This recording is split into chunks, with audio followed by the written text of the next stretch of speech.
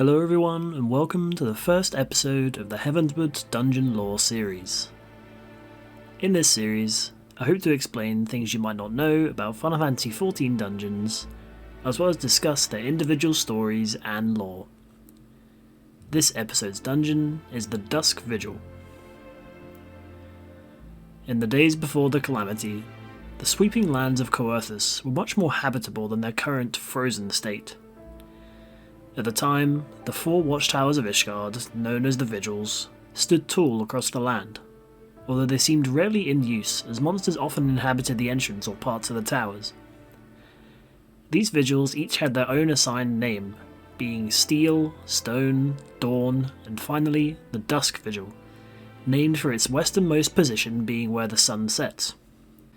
The purpose of each Vigil was to warn of an incoming Dravanian attack from their respective direction, and knights would regularly be positioned there on shifts to keep watch. At the time of the Calamity, a friendly knight known as Helmeric was stationed at the Dusk Vigil. He was known for being a devout man to the Fury, and dutiful to his cause of defending Ishgard, being affiliated with House Durandare.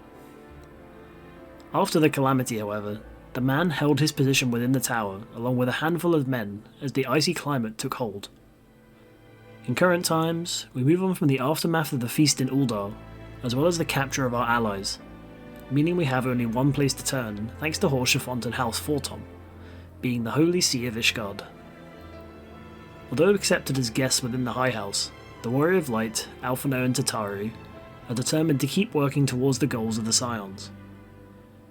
We assist the sons of House Fortom, Emanelaine and Artoirel, after which we deduce that a key to opening diplomatic contact with the dragons could be secured by finding ones willing to speak.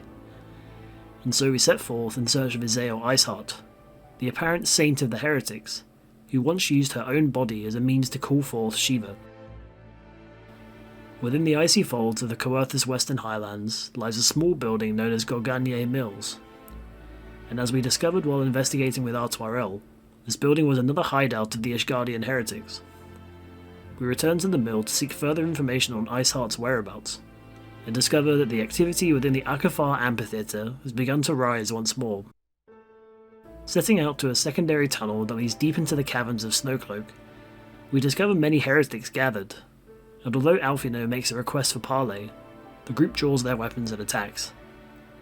After a brief skirmish, in which the heretics intermittently consume dragon's blood, transforming them into the beasts of the Dravanian Horde, the remaining foes flee to an area known as the Cinders, more commonly referred to as the Dreaming Dragon.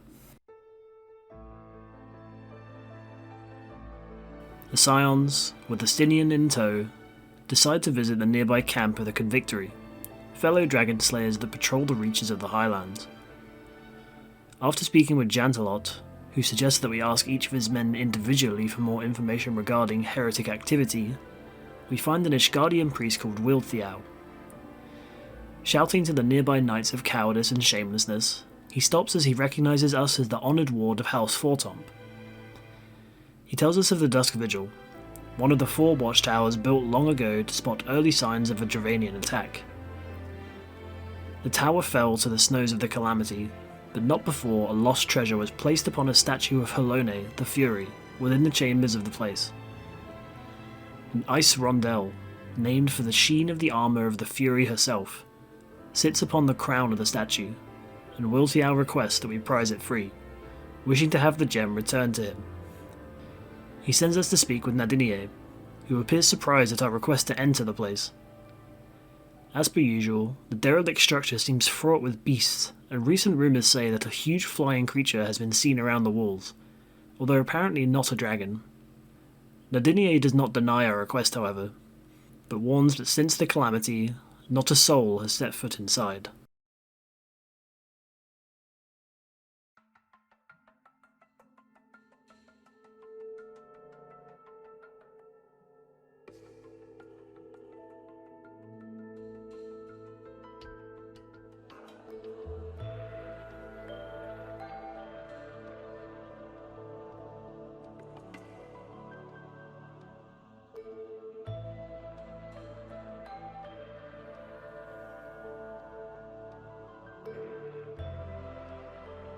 On entry to the area of the Vigil, we proceed through parts of the rubble of the building, surrounded by high cliffs of ice. After clearing some of the monsters from the path, we catch a glimpse of the flying creature said to be lurking within the place, what appears to be something like a griffin, which takes off as we approach. Reaching a closed gate of the building proper, we obtain a lever from a nearby monster and proceed into the gathering hall, where a huge Oliphant wanders the room. During the fight, the Oliphant will stomp and cry out, dealing damage to anyone nearby, and anyone within the room respectively. When injured, the Oliphant sets eyes on a target, forcing them to their knees unable to move. The beast will then either pull its target close, following up with a tusk attack, knocking them up and away, or will begin to cast Rout on its target. While the target is helpless to defend themselves, Rout itself can be mitigated by party members moving between the Oliphant and its prey, reducing its ferocity. Upon defeat, the rear door opens and the party can proceed through to the barracks area of the keep. We begin to encounter the frostbitten, frozen knight who remained inside the Vigil during the coming of the snows in Coerthus, apparently driven to madness as they attack the party on sight. Towards the bottom of the stairs, we find the first page of a journal written by Sir Pascalary Nertai, who tells of his first-hand account of the fall of Dalamud, describing the black doom appearing from its centre and the fires that turn night to day.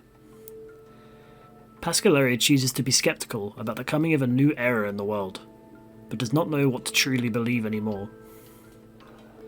We reach the corridor containing the Knight's quarters, where many of the bodies on the floor shudder and return to life, stumbling at the party, while errant souls float about. A second journal page lies here, telling of the irreparable damage done to the Dusk Vigil by the Calamity, with walls crumbling out of existence. The officers of the time pleaded with Sir Jorhelmeric for a withdrawal, but the devout knight refused, stating that their watch of the keep for Dravanians was of the utmost importance. Being a pious man, many knights resigned to stay within the keep, still admiring Jorhelmeric's spirit.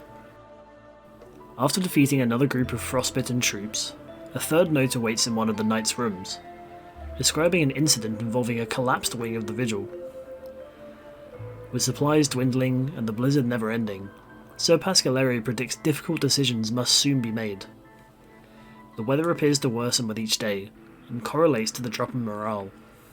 Sir Jorhelmeric, however, remains steadfast and refuses to contemplate withdrawing from the keep, even in the rough conditions, and was said to be passing time by praying to the statue of the Fury. Pascalary chanced to see him in a different light, gazing at the Fury's headset jewel and whispering unspeakable things into the darkness. Opening the door towards the rear end of the barracks, a fourth note awaits just on the other side. Sir Pascalary was taken into Jorhelmeric's confidence, being credited as an honest man. A mutiny was quelled within, the men consisting of some of the most trusted officers of Jorhelmeric, who even held the axe to them himself.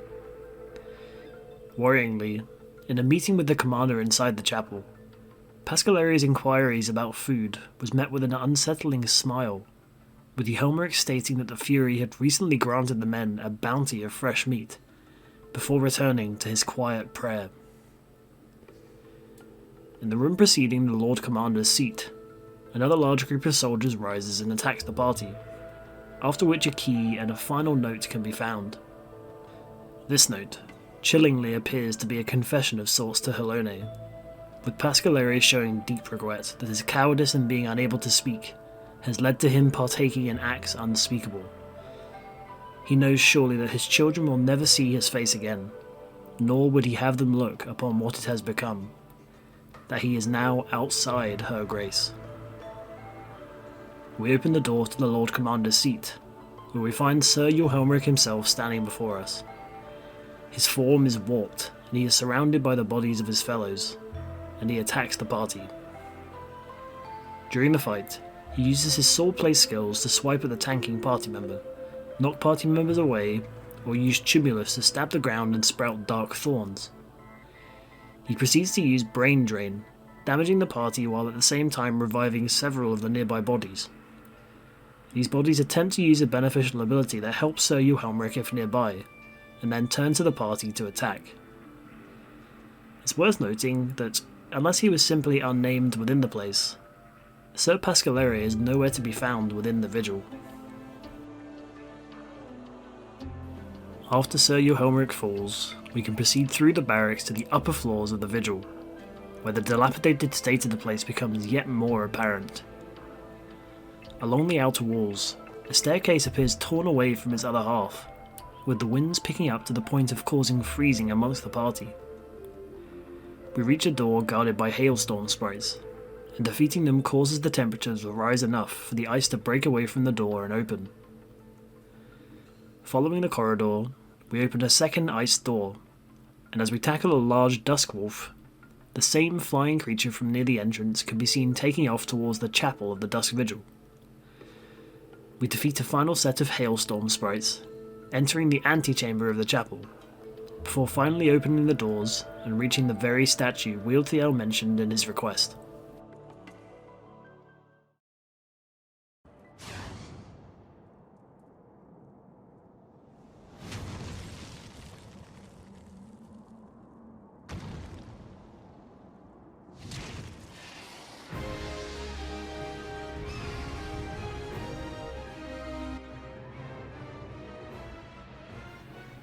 The griffin-like creature known as the Epinacus cries out, flying straight through the statue and breaking it apart.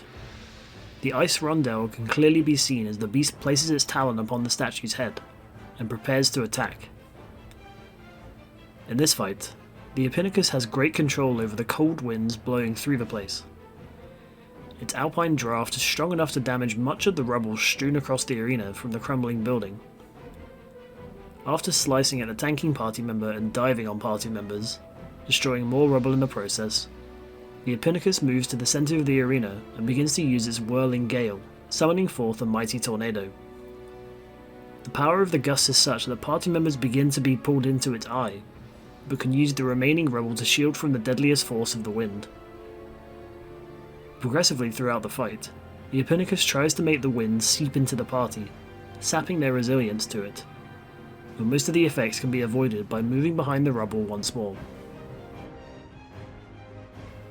Upon defeat, the creature roars and collapses, and the Warrior of Light collects the ice rondel from the head of the statue of the Fury.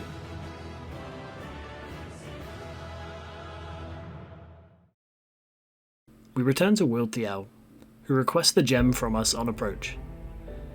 Handing it over, he recognises it at once as the one lost long ago, and we discover that Weal'Theow is Johelmeric's father.